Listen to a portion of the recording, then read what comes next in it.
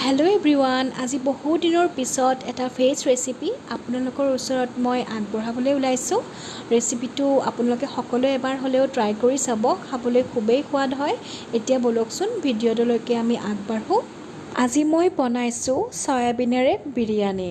চয়াবিনৰ যে ইমান টেষ্টি বিৰিয়ানী বনাব পাৰি, আপোনালোকে এই ৰেচিপিটো চালে গম পাব, খুবেই টেষ্টি হয়। ইয়াৰ বাবে মই কেইটুকুৰামান চয়াবিন কোমলাই লৈছোঁ, লগতে 3টামান আলু মই ডাঙৰ ডাঙৰকৈ কাটি লৈছোঁ।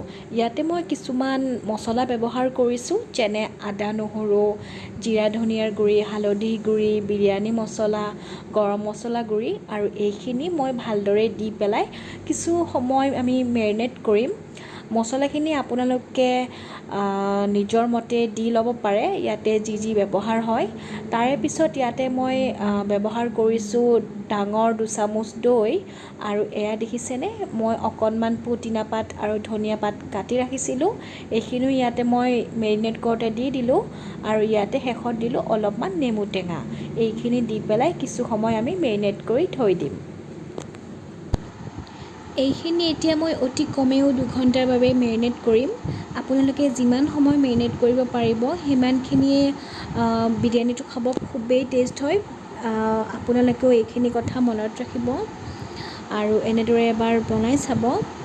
আৰু ইয়াতে মই চাউল লৈ লৈছোঁ, মই ঘৰুৱা জহা চাউল ব্যৱহাৰ কৰিছোঁ, আপোনালোকে বাচমতি চাউলো ব্যৱহাৰ কৰিব পাৰিব। আৰু ইয়াতে মই লৈছোঁ অলপমান শুকান মছলা, যেনে ইলাচি, ডালচেনি, লং, জিৰা, জালুক, তেজপাত, আৰু এনেকৈ চচপেন এটাত মই পানী দি পেলাই চাউলখিনি ভালদৰে হাফ বইল হোৱালৈকে মই সিজাই লৈছোঁ, আৰু এনেকৈ মই উঠাই ৰাখিছোঁ। এনেকৈ উলিয়াই মই চাউলখিনি অলপ শুকাব দিছোঁ, আৰু এইপিনে মই ডাঙৰ ডাঙৰকৈ অলপমান পিঁয়াজ কাটি লৈছোঁ।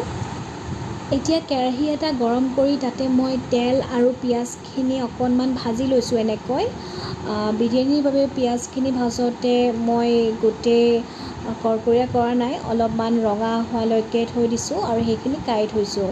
তাৰপিছত মই অকণমান পিঁয়াজ আৰু আদা নহৰু অকণমান দি পেলাই ভাজি আছোঁ।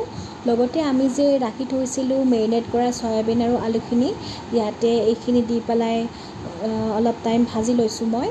গেছৰ ফ্লেমটো আপোনালোকে মিডিয়াম টু শ্ল' ফ্লেম ৰাখিব পাৰে, আৰু এইখিনি অকণমান ভালদৰে ভাজ খোৱালৈকে ভাজি থাকিব। ঢাকনিও দি দিব পাৰে। মই বাতিটো আখলি অকণমান পানী দি দিলোঁ, আৰু এনেদৰে হ'ব দিছোঁ। এইখিনি ভাজি থাকোঁতে মই এটা সৰু বিলাহী কাটি কাটি এনেদৰে দি দিলোঁ, আৰু এইখিনিও ইয়াতে সিজিবৰ বাবে ৰাখি দিছোঁ। অকণমান পানী শুকাই অহাৰ দৰে হ'লে আমি গেছৰ জুইটো বন্ধ কৰি থ'ব লাগিব।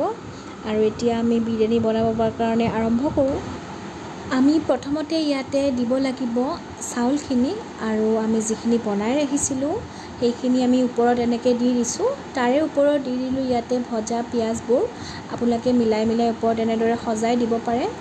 আৰু ওপৰত দিছোঁ ইয়াতে অকণমান ধনিয়া আৰু পুদিনা পাত, তাৰে ওপৰত দিছোঁ অলপমান গৰুৰ ঘিউ, আৰু এতিয়া আমি দিছোঁ অকণমান ফুড কালাৰ, আৰু এইখিনি মই কেওৰা ৱাটাৰৰ লগত অকণমান মিলাই লৈছোঁ। এইটো দিলে বিৰিয়ানীটোৰ গোন্ধটো একদম বহুত ধুনীয়া হৈ যায়, একদম ৰেষ্টুৰেণ্টৰ নিচিনা। আৰু এইটো অকণমান মিলাই পেলাই 1 চামুচ 2 চামুচমান এনেকৈ কালাৰ লগত মিলাই ইয়াতে ওপৰত মই দি দিছোঁ অলপ অলপকৈ। গোটেইখিনি দিব নালাগে, মাজে মাজে অলপ এনেকৈ মই যেনেদৰে দিছোঁ তেনেকৈ দি দিছোঁ। আৰু ওপৰত মই অকণমান সোৱাদৰ বাবে দিছোঁ কাজু আৰু খিচমিচ। আৰু এতিয়া মই তলত এখন টাৱা প্ৰিহিট হ'ব দি ওপৰত কেৰাহীটো এনেকৈ দি ওপৰত ঢাকনিখন দি দিলোঁ।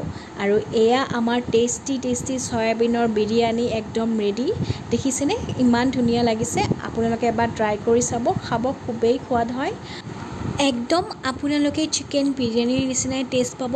আৰু এই বিৰিয়ানীখিনি মই তিয়ঁহৰ ৰাইতাৰ সৈতে পৰিৱেশন কৰিছোঁ। যদি মোৰ ভিডিঅ'টো আপোনালোকৰ ভাল লাগিছে, তেনেহ'লে লাইক, কমেণ্ট আৰু এটা ছাবস্ক্ৰাইব কৰি দিব। Thank U.